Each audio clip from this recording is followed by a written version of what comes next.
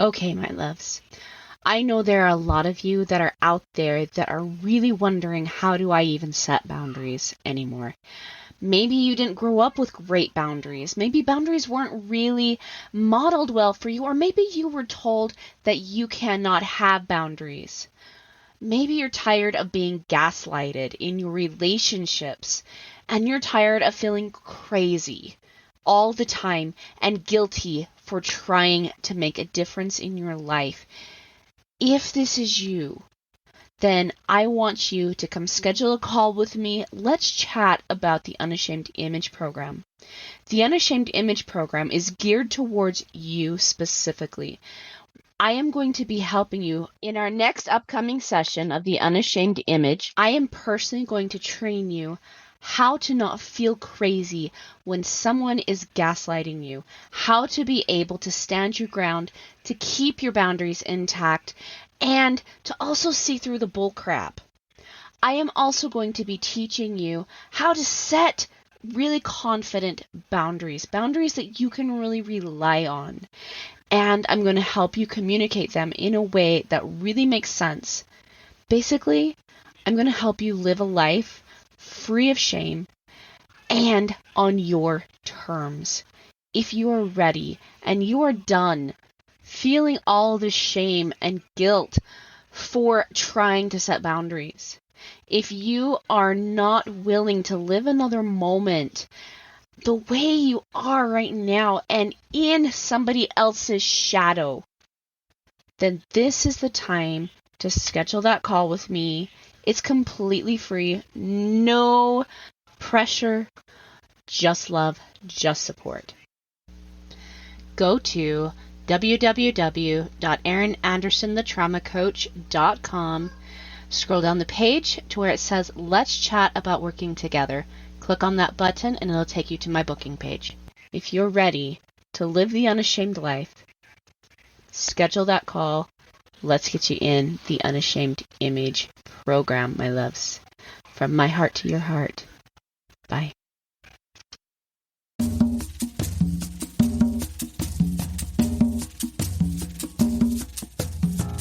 Hey everyone! It's Erin Anderson with the Erin Anderson Betrayal Trauma Coaching. I am super excited that you have tuned in today. Let's get talking about how to heal from betrayal trauma.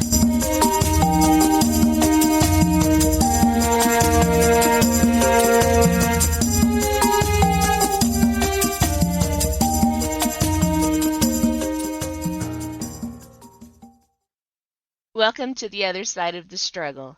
This is a podcast where we talk about trauma, how to heal it, and then how to take it and use it to unlock your mission and your potential, and to use it to live your very best dream life. When you're dealing with betrayal trauma, it can be hard to know how to heal it, how to stop the pain, and to know what your next steps are to take in your own life. And these are the questions that we try to answer here. Trauma has the ability to rob us of our joy and identity, which is why it's so miserable to experience. But with the right tools and with the right mindset, we can totally reclaim that joy and even use this trauma to strengthen ourselves, so that way trauma does not knock us off of our joy again. Living your dream life should be a non-negotiable, but trauma tends to try to negotiate that with you. And even though trauma is not something that we will completely ever be free of in our life, the pain is negotiable. This is why I created Erin Anderson Betrayal Trauma Coaching and this podcast, is because I want my listeners, I want my clients to live, truly live free from the prison that trauma can put you in. I want you to live on the other side of the struggle.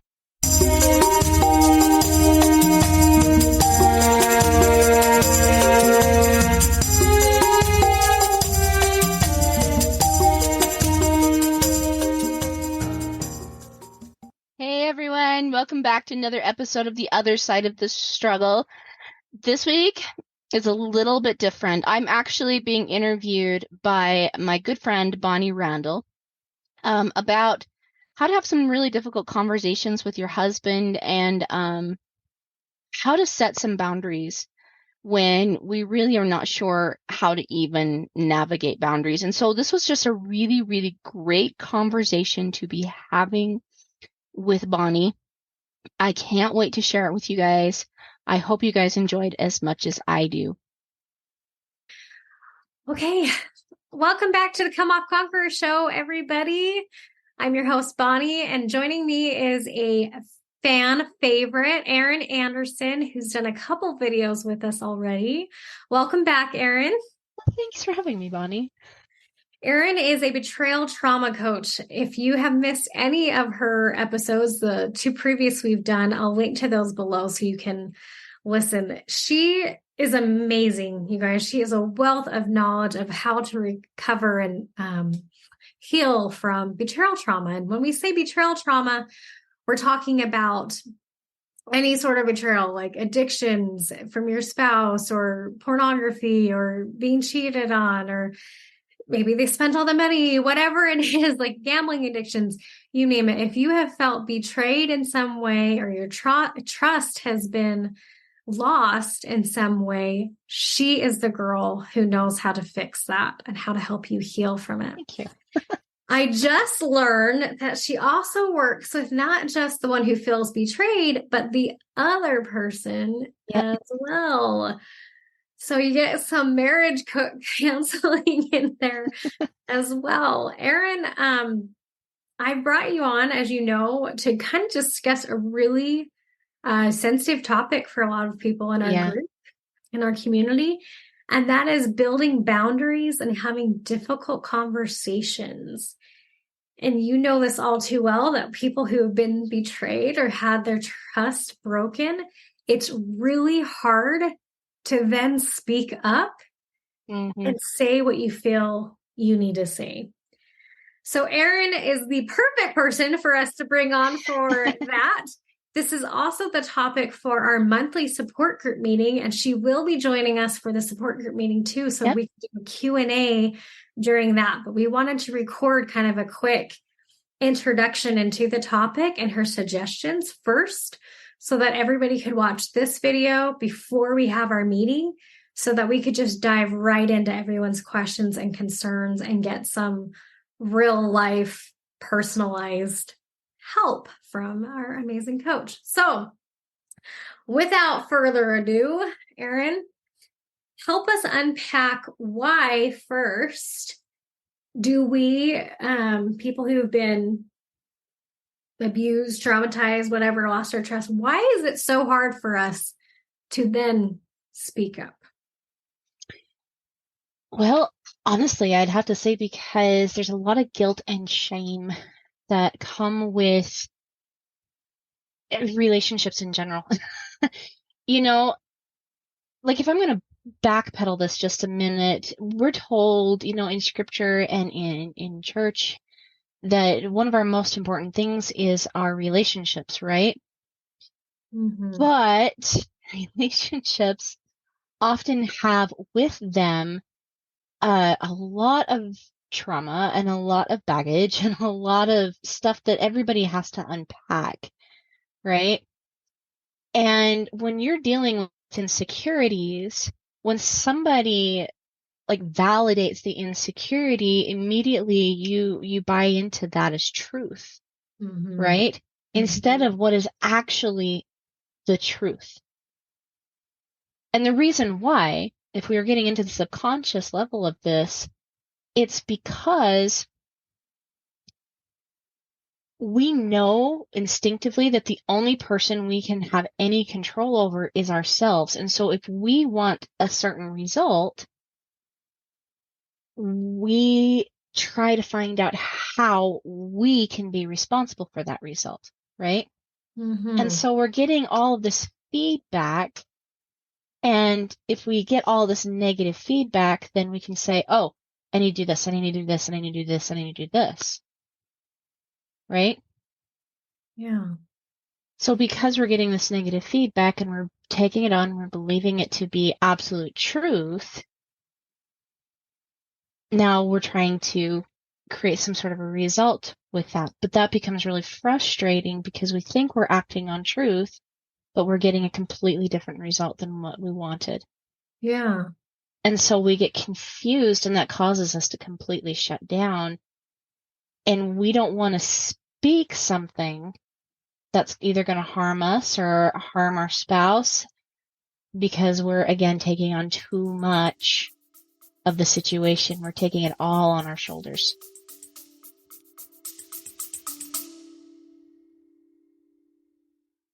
So how do you feel about boundaries? It's a legitimate question. A lot of people come to me really struggling with this concept. They often feel guilty for setting boundaries, or they're not sure about even what a boundary is. You know, they've heard the term, set the boundary, things like that, but that's really confusing for them because it's not something that's well taught in our society nowadays, right? They know that boundaries are really important to having healthy, constructive, supportive, and wonderful relationships, but why? And oftentimes they also know that they feel like their boundaries are being violated, but they can't quite pinpoint what the boundary is that's being violated. That's why I've created the Clarifying and Creating Your Boundaries free PDF. You can find out what your boundaries are, how to tune in to what the boundary needs to be, and how to effectively create and communicate your boundary so that way you stay in this place that respects you, respects the other person, but also gives you the confidence in your boundaries so that way you stop being gaslighted, disrespected, and unseen. Having your boundaries really clear gives you a voice and also helps the other person stay in accountability with themselves. So that's not a role that you have to take on anymore. So if you are ready to really have clear boundaries, to really understand what your role is in the boundary, and to give yourself some safety and some protection against people that might try to gaslight you or are just being disrespectful, go grab my Creating and Clarifying Your Boundary PDF at erinandersonthetraumacoach.com. And while you're there, let's schedule a call with me. Come have a chat with me so that way I can really, really help you master this particular skill, creating boundaries, clarifying the boundary, communicating that boundary, and so that way I can also help you have relationships that show up to support you, cherish you, and love you.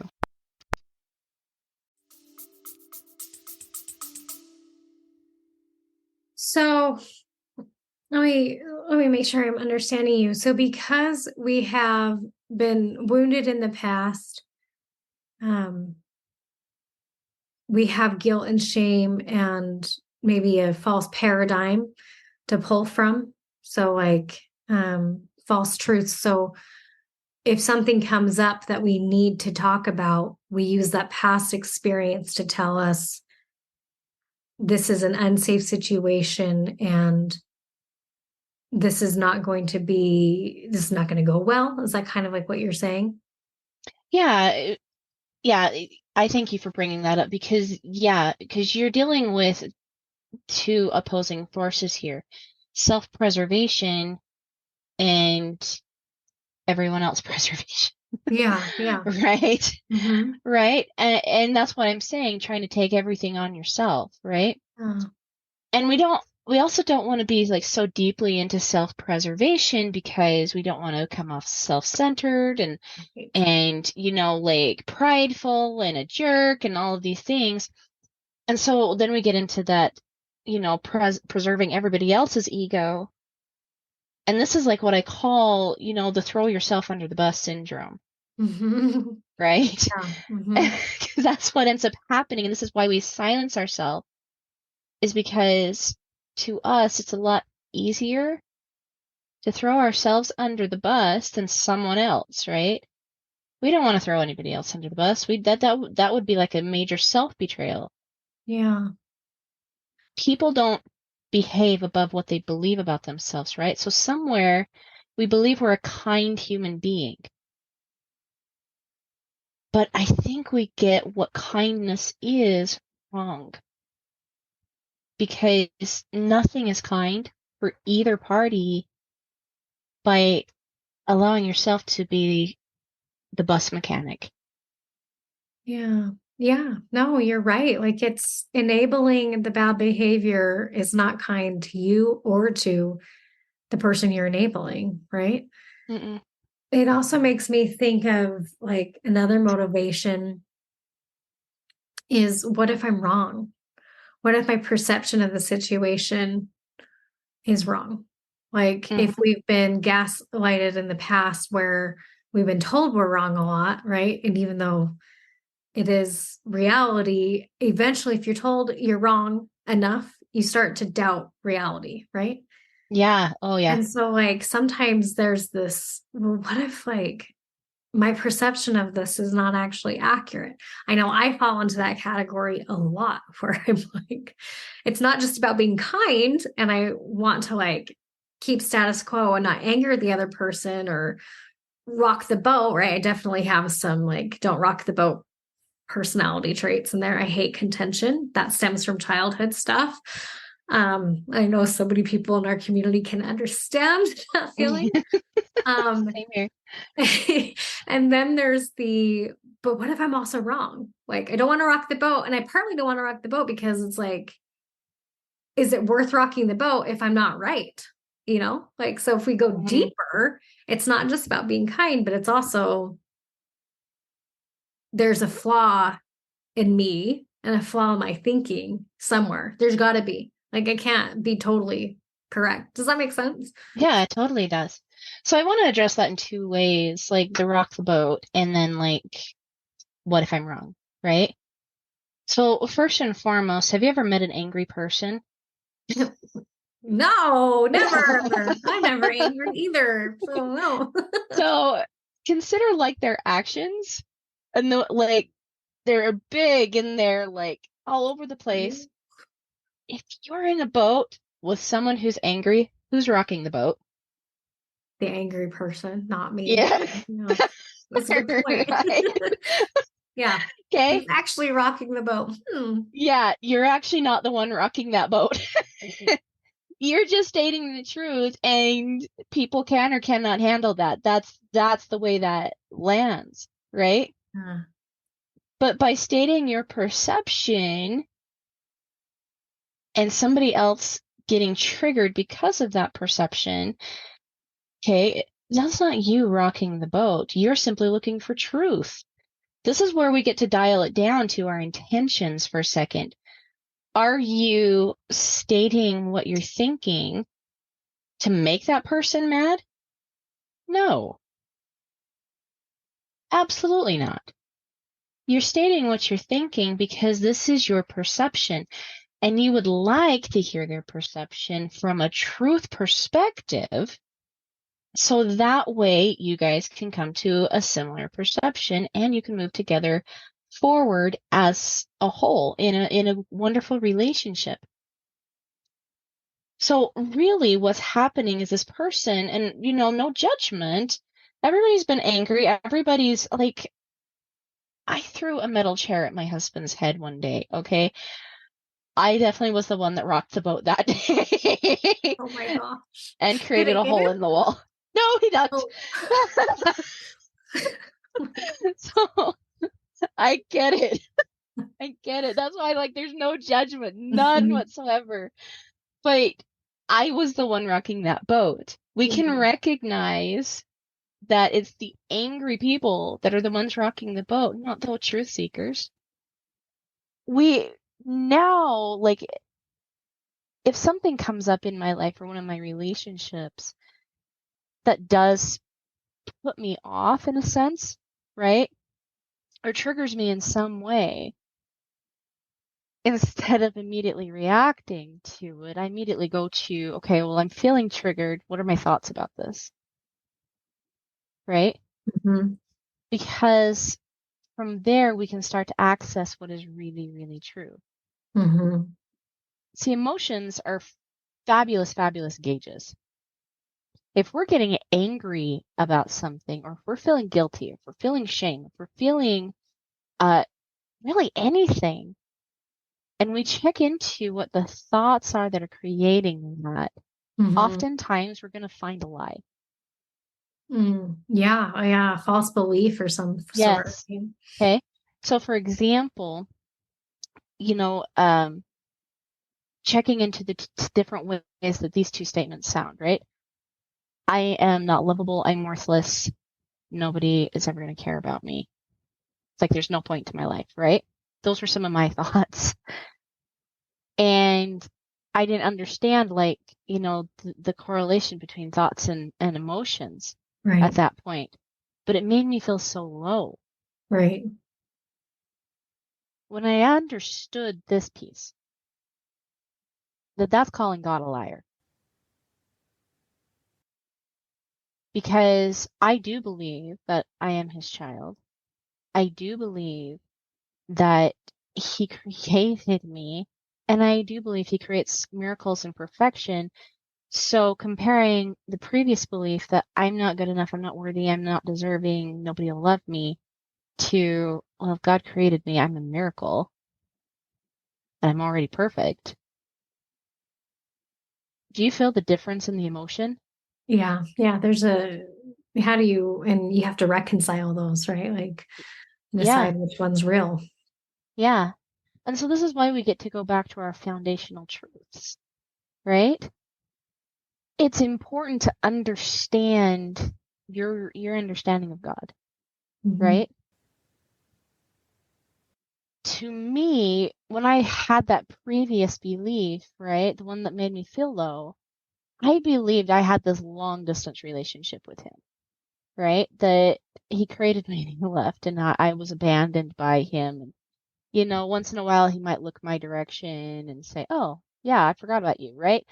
But that's not a perfect father.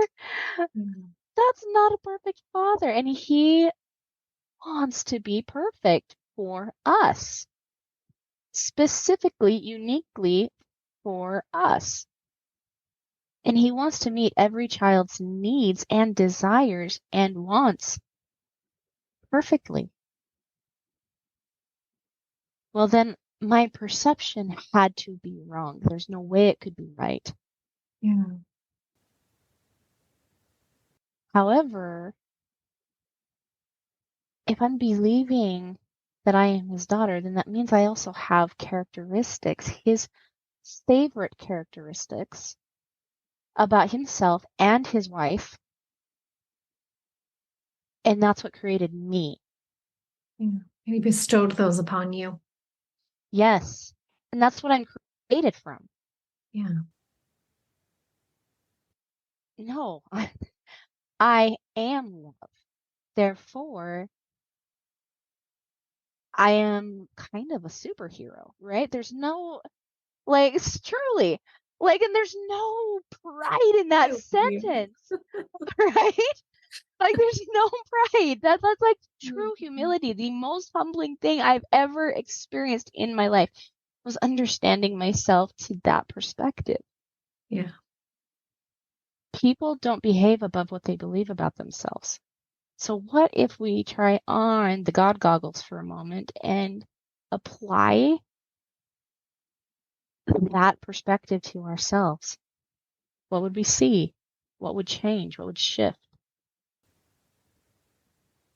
And all of a sudden, our voices take on a whole new characteristic.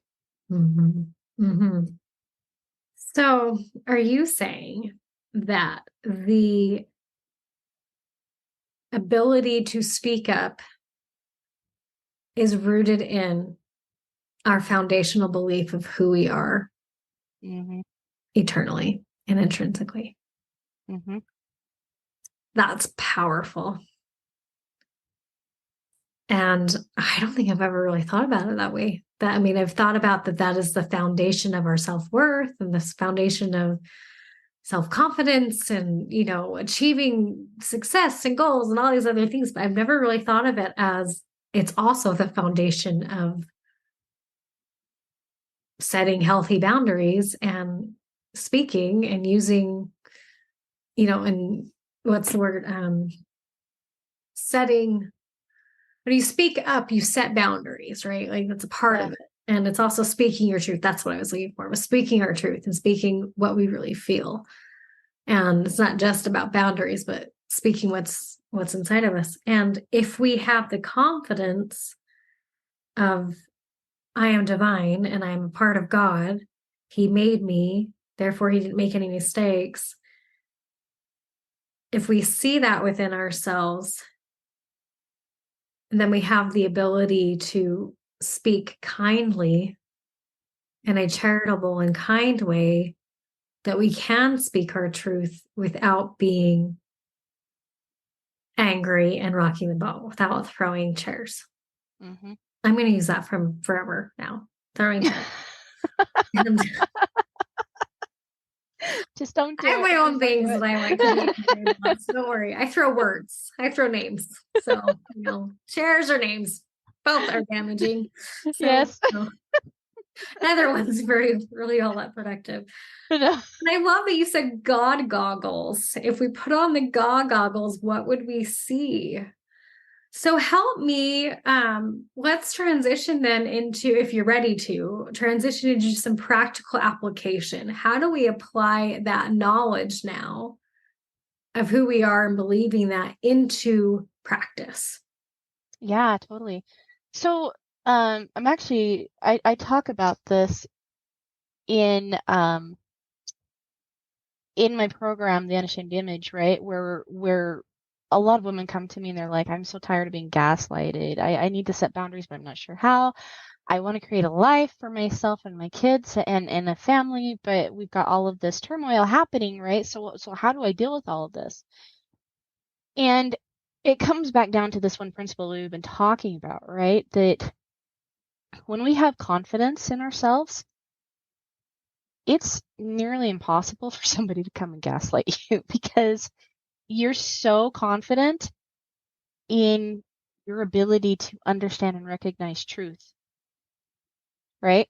Mm-hmm. Yeah, exactly. You It's see truth, and that's what's not happening when you're being gaslighted, is your yes, perception of reality is being altered.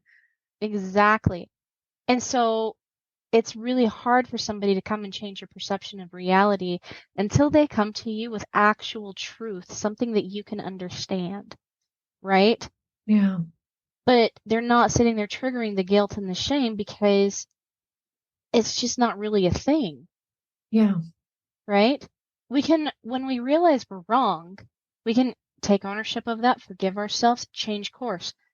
That's it. But it comes down to, and this gets into the boundary piece, confidence also comes down to setting some really, really good, strong boundaries with ourselves first, right? I was talking to the client about this early this morning because we were getting into her trauma cycle a little bit. And I was showing her where she kept getting pulled into it, right? And when we break the trauma cycles, we tell ourselves, we set a boundary for ourselves that I am not going to act upon, or negatively, I should say, I'm not going to act negatively upon any emotion, That's right? a good boundary. And that's a self boundary that we get to Yeah. set. And that also builds your confidence in a big way, right? Setting healthy boundaries is setting them with yourself, which I think is Yeah. important. Yeah, absolutely. And again, like I was saying, this also builds your confidence, right? So to give kind of like a little bit of conceptual evidence here, right?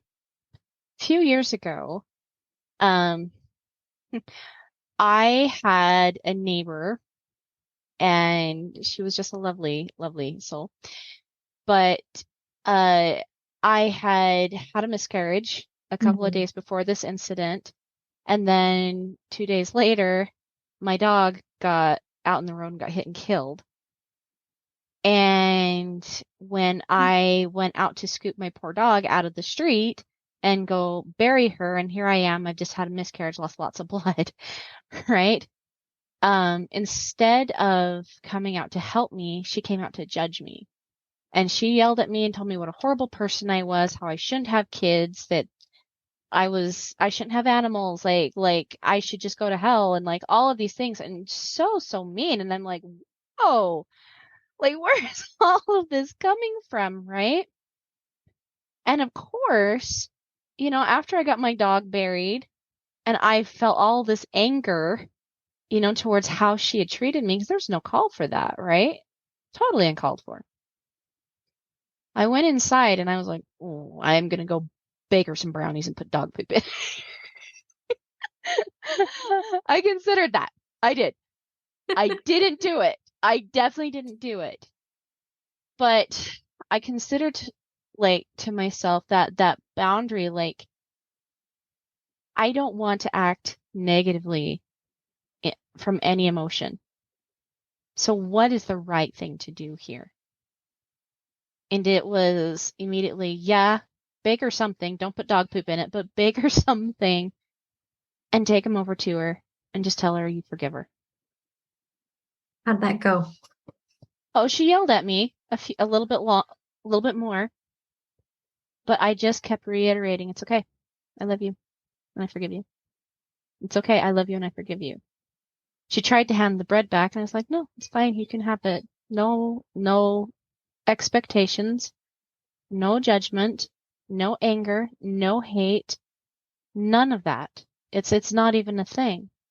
And she came to this question at the end, why are you so kind to me? And I told her, I said, because you deserve it. And I walked away, went home, and all of a sudden I realized something about me, that I had in that one instance put myself above the trauma. I'd put myself above anybody that had wanted to come and hurt me. What that did for my confidence was amazing. Yeah. It didn't mean what she did was okay. Right. But the thing is, I'm not responsible for anything that she does, including her justice. I'm not responsible for it. And for me to try to chase the justice and try to make her pay for any of this, right? That is going to keep me stuck in a very miserable, very lonely situation for a very long time. And then what happens if the justice is met? Am I really going to feel better? Right. Or am I going to go search for another person to justice them, right? What am I going to do? It's a new verb. Justice. New verb. Justice them. But no, like, people don't behave above what they believe about themselves. Yeah. I realized in that moment who I truly am, and gave her the opportunity to have justice through Christ. It's not my responsibility. Right? Mm-hmm. And what that did for my confidence was insurmountable. And I don't share that story to be like, oh, look at me, I'm awesome, right? But I do feel that way. I do feel like that says a lot about who I am, and it's okay to say this. If we get into this idea in our head that to admit our greatness is prideful, well, then Christ was the most prideful person on the planet.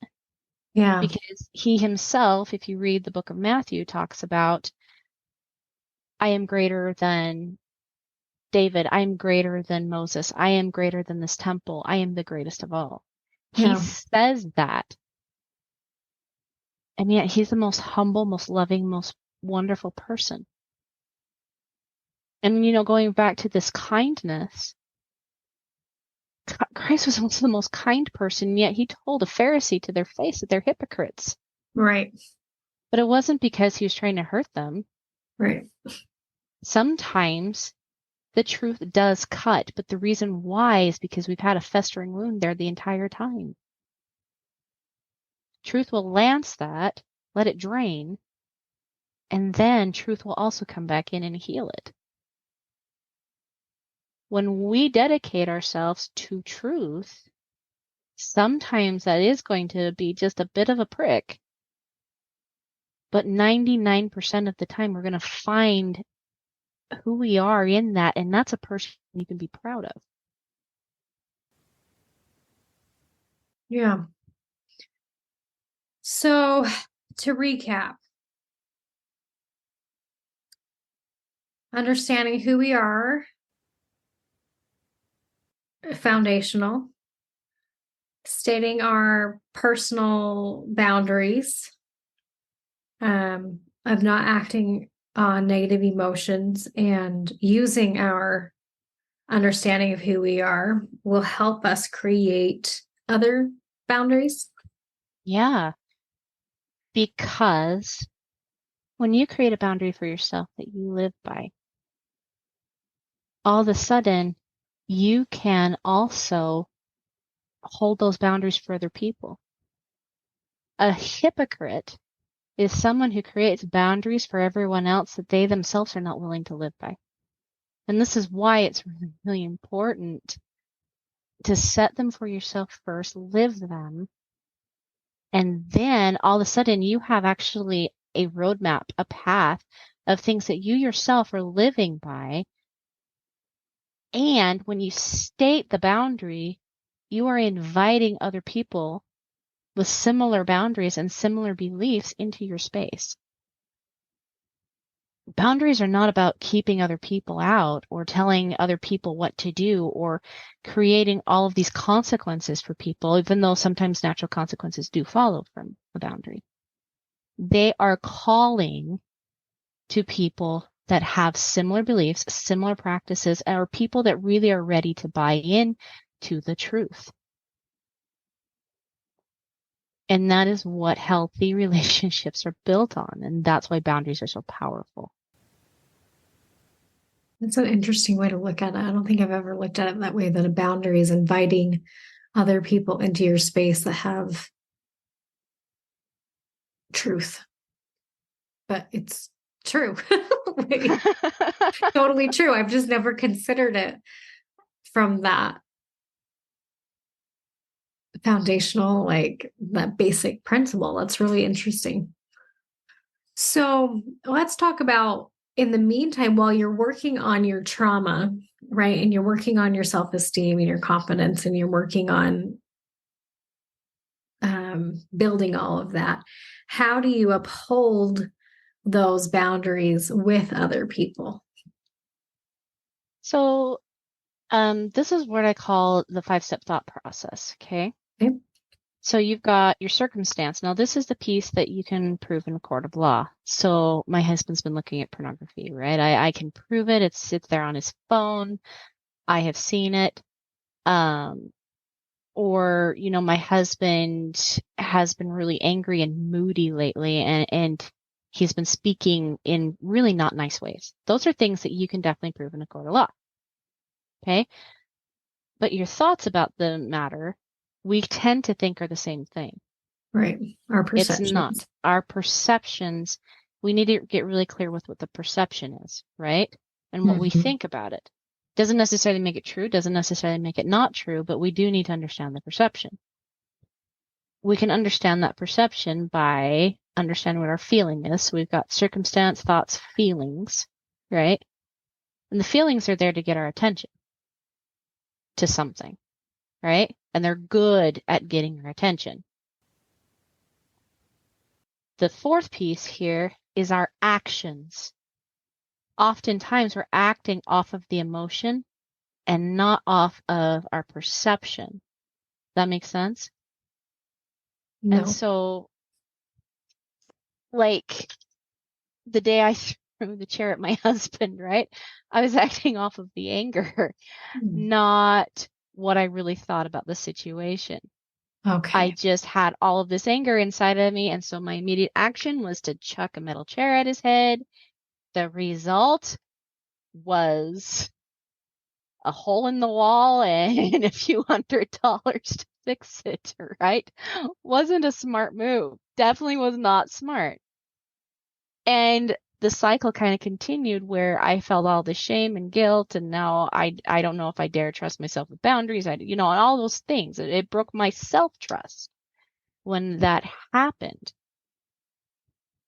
But if you work this backwards, circumstance, thoughts, feelings, actions, results, okay? And you start with the result portion here. And you ask yourself the question, well, what is it that I actually really do want? Right? We're getting into intention here. Mm-hmm. Okay? So I want peace in my home. I want to have trust between myself and my spouse. And I want to be cherished. Right? Those are all beautiful, beautiful results. Well, then if we understand that there's actions that come before the results, we can start to wonder, okay, well, what do I need to do to create these results? Well, number one, we know boundaries are a piece of this. Well, what boundary do I need to set? Okay. And we'll get into that in just a second. We can ask ourselves, how would having those things make me feel? Right? And then what thoughts do I need to possess in order to have those feelings? So for me, to give an example of this, okay, the result I wanted was, honestly, if I'm going to peel back all of these layers, was to feel like a fantastic human in all situations, right? To feel like I had self-control. Because I did not have self-control the day I hucked the chair at my husband's head, right? I was totally out of control and I didn't like who I became that day, Mm-hmm. right? But I loved the person that forgave her neighbor for all of the mean things she said, Mm-hmm. right? Loved that person. I felt like a fantastic human when I forgave, Right. okay? The action was I forgave. Why? Because of another boundary I set with myself, right? That I'm not going to be responsible for someone else's justice. And if you hear that, I'm not responsible for someone else's justice, I am not going to allow people to trigger me, right? Or I shouldn't say that. I'm not going to act negatively upon my emotions. That was the other boundary, right? Mm-hmm.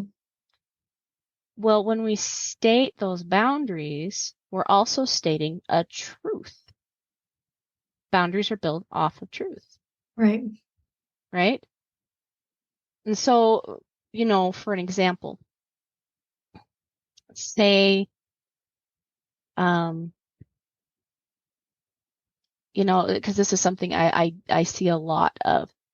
A husband comes home, he's really irritable. Maybe he starts yelling and screaming at the kids, or maybe he starts looking at porn and you wake up and catch him. There's lots of different things that are not acceptable, right?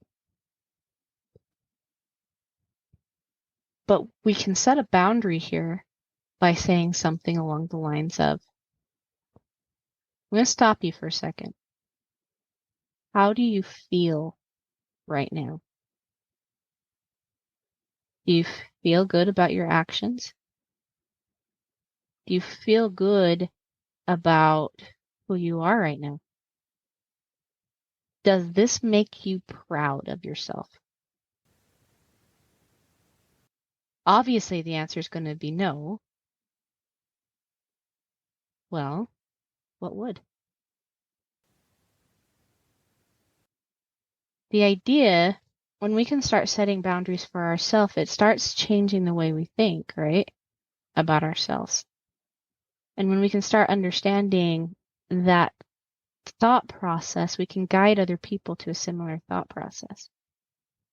And that puts them in accountability with themselves, which is exactly where you want someone. Yeah, I'm not sure I could ever say that until I was strong enough to handle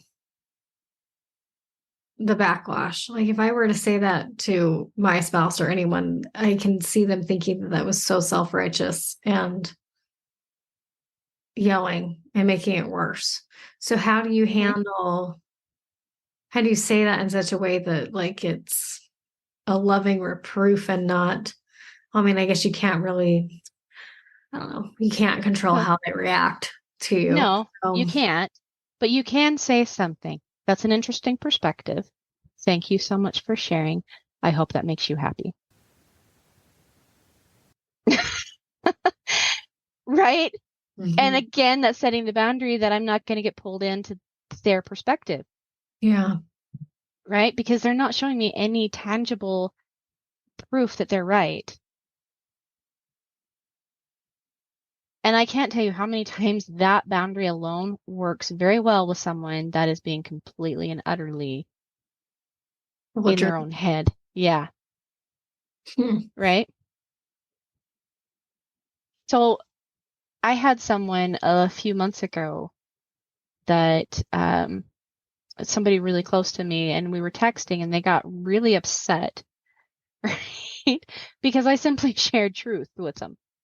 And so they didn't like it. They got mad and they tried to bait me. And this is what people do. When they're feeling really guilty about something and they don't like the truth, in order to get the focus off of themselves, they'll bait you. So that way the focus becomes on you, right? And now you're, instead of in this offensive position, you're in an offensive position, right? Right. This is like, people can get this. Well, this person decided to tell me that I was a terrible mom because I ran a business from home. There's no way that I can take care of my kids properly, and that they never had the luxury of spending hours oogling over a computer and ignoring their family, right? Well, number one, there's not a bit of that that's true. Two, I understood it for what it was, just a bait and switch, because they were uncomfortable. It was easier to try to get me to be uncomfortable than for them to actually see what it was they needed to see. But also, number three, it's not my responsibility to get people to understand truth. If they want truth, they'll come to me. Right? Yeah. And so I simply stated that. That's an interesting perspective. Thank you so much for sharing. You're welcome to believe that if that is what makes you happy. What do they say in return? It doesn't make me happy. Well, why is that? Well, then maybe you should change your perspective, but Right? maybe that does make you happy. Right? Yeah. But eventually they came back to me later and they did apologize, because the thing is I am not taking on the responsibility of their perception. That's their perception. It is their responsibility to change it if it's not making them happy. It's not our responsibility to change anybody else's perception. Yeah. And I think that's important to know about boundaries, is that a boundary isn't meant to change someone else, right? It's just, which is kind of hard. I think sometimes we want it to be that way. We want that to change someone, but we don't, we have to understand our roles, right? Like my role is to control me and only me. I can't control anyone else. They have their free agency and their free will, and I need to honor that, especially if I want people to honor mine. Well, and if they truly do want a deep, connected, loving relationship with you, and this person does with me, okay? People get mad. They say things they don't mean. It happens all the time, right? But because this person didn't want a deep connected relationship with me, they came back and apologized because I gave them the space to do it. See, I didn't put myself in their space. I was just like, nope, I'm not going there, right? You're welcome to that. Because they still had all that space to themselves, they were able to shift their belief and their perception. I want to point out what you just said. I didn't put myself in their space. You decided not to dance with them. They weren't a good dance partner, right? Like you were not going to go down this negative battle, proving yourself and fighting with them over something. You just took that off the table and it gave them the chance to see truth. I think that's really important because sometimes we want to fight and we want to prove that we're right. And so does the other person. And then it just becomes this toxic blow up. And people say, not many things. I can think of a situation for me personally where I have someone in my life who loves to dance. They love to fight. They love to debate and they love to be right. And they've obviously got something going on inside of them that they need to feel like they're right. And I have been wanting to say something for a while now to set the record straight on something that's going on. But I haven't wanted to because I just didn't want to get into the debate. Like, it's exhausting. And I'm like, I don't even want to go there with you. But I thought that was being a chicken, that wasn't setting a healthy boundary. But you're helping me see that maybe me not dancing with her or him is actually setting a good boundary of saying, I'm not going to get into the mud with you. Like, we're not going to fight because this is not worth fighting over. And I don't know. It's interesting. Yeah, you can absolutely choose not to be contentious, but still state the truth. It's the other person that's rocking the boat, right? Simply because they didn't like the truth. But it comes full circle. It does. It comes full circle. But the other thing too is if I'm responsible for seeing truth and accepting truth and loving truth and building my character off of truth, so is someone else. It's not my responsibility, therefore, to prove it. And we get caught up in that prove it energy. So somewhere we can feel justified or the right one, or like when you're okay with yourself and you do love yourself, it's okay to not have to prove it. And there's no point in proving it. And here's a really interesting piece to this. I have found that when people demand that I prove something to them, right? That I just know for a fact is true. Well, then I am choosing to allow them to bait me. I am choosing to allow them to consistently step all over my boundaries. That's what ends up happening. When we feel like our boundaries are consistently being stepped on, it's somewhere in there that is a prove it energy. Right? Because we want to show them we're right. Yeah. It's not our responsibility. And so when we take all that responsibility back and we just give it to ourselves and we allow ourselves to have respect, to give respect, even when somebody doesn't deserve it, right? It's not about whether or not they deserve to have respect. It's whether or not you deserve to give respect, right? Because again, it comes down to that. I feel like a fantastic human when I'm respectful, even though somebody else is not. I feel like a fantastic human when I communicate in respectful ways. It's still respectful to say that's an interesting perspective. You are totally welcome to that perception if that makes you happy. Right? Yeah. That's still respectful. There's nothing at all disrespectful about that. And if somebody comes and tells us that that's disrespectful, right? Well, what is respect to them? If it's making you, and I've had people like this in my life, if it's making you do everything that they think you should do, living every single one of their expectations, that's not respect. That's not respectful for you, and that's definitely not respectful for them, because that still doesn't give them the opportunity to feel like a fantastic human. That gives them the opportunity to feel like a control freak and to hide from themselves. That's exactly what that does. It's a really interesting perception. Well, we have ran out of time, and we've covered a lot of ground. And I don't know about anyone else who's listening, but for me, this has definitely been super helpful. I feel like I've got a really great foundation for building healthy boundaries, starting with what is truth? What do I want? And what are the boundaries I'm going to set for myself? And then holding those for other people as well. I think that's a really great thing. Is there anything else along these lines that you would like to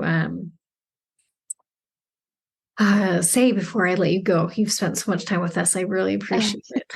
No problem. I enjoy it.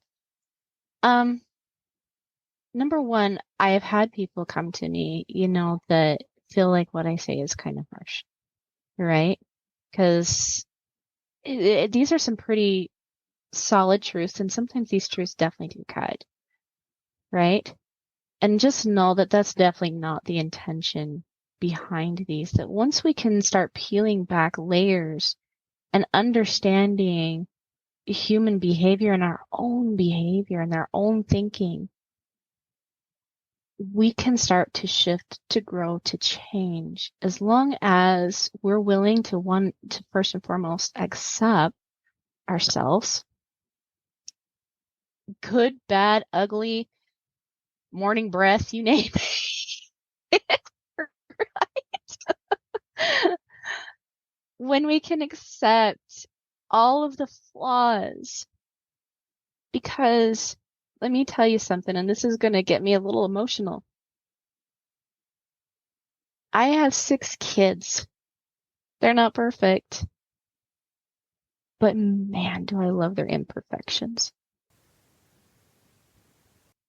Doesn't mean I'm blind to their imperfections. It doesn't mean that I don't understand their weaknesses.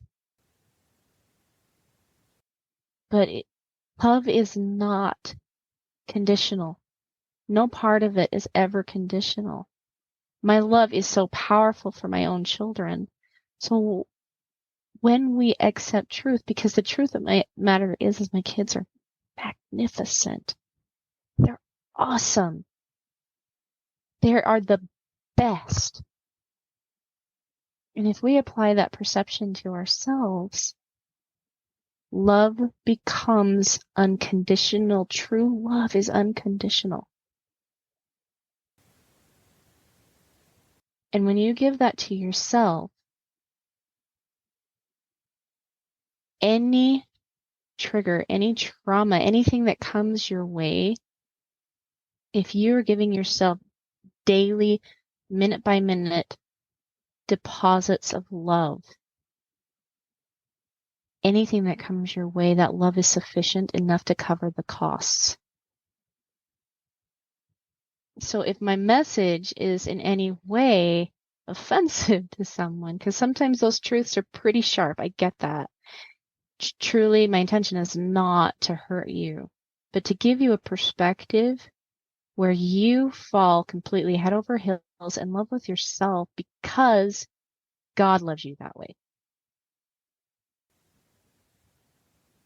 And if you can gain that and again, put on those God goggles, right? And love yourself to that degree and forgive yourself for your shortcomings, because forgiveness is for the giving. It's not for the keeping, not for the justice. It's for the giving. You can have a happy, wonderful, joy-filled life no matter what. Amen. That was beautiful. Thank you, Erin. You're welcome, Bonnie. Thank you for having me on. You are a joy and always full of really great advice and wisdom. And we're just going to keep having you on the show because it's always great to hear from you, and love it when you participate in our group and give suggestions and answers. And whenever we can share your stuff too, it's always really good. So thank you so much for being here. Everybody, please give this video a thumbs up, share it, go follow Erin and check out her stuff. She really is fantastic, as you can see from today. Maybe we can get a link to that program that you were talking about, or your website where people can schedule an appointment with you. Maybe Sure. consultation to see if you're the right coach for them. She is fantastic, you guys. I love her dearly. I wouldn't keep having her on the show if we did it. And you probably have noticed, I tag her in like everything. I'm like, Erin, give me thoughts on this. She's always spot on. So thank you. Go give those cute kids a hug for me. And everyone else, you go give your kids a cute hug for me too. I love all of you. Thank you. Until next time, God bless everybody. Bye, guys.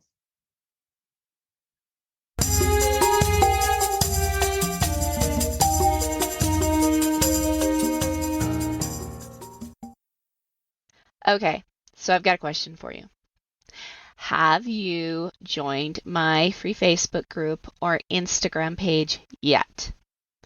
If you haven't, go and do that. And this is the reason why. I always post my freebies, updated information, and all kinds of goodies for my community in that page. I'm also really active. I post videos, I answer questions. So if you guys really, really want to get in and interact with me, go like me on Facebook, go join my group, The Other Side of the Struggle, Healing from Betrayal Trauma. Come find me on Instagram, Erin Anderson, Betrayal Trauma Coach, and come follow me because I always have something good there just for you, my audience, and I love connecting with you there. I also post anytime that I have groups going on. I talk sometimes about my programs. So if you guys are interested in working with me or even just following me and getting as much free content as you possibly can, go hang out in my group. Go connect with the ladies that are there. Also come and join Immune and Unashamed for those married couples that are following me, because in that group, me and my business partner, Kaisen Kidd, are also talking and offering some great content.